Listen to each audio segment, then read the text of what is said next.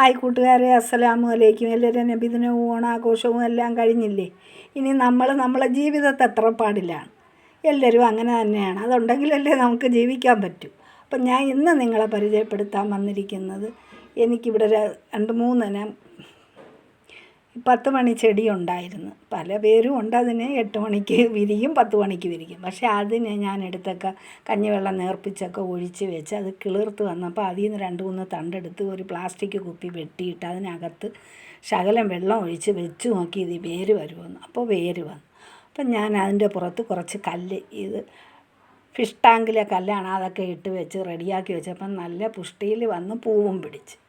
പിന്നെ എൻ്റെ money plant അതിൽ നിന്ന് ഇങ്ങനെ പടർന്ന് വന്നതിനെ വെട്ടി ഞാൻ വെള്ളം ഒഴിച്ചൊക്കെ 2 ദിവസത്തിൽ കൂടുതൽ ഞാൻ ആ വെള്ളം വെച്ചിരിക്കത്തില്ല. വെള്ളം കളഞ്ഞ് ഞാൻ മാറ്റും.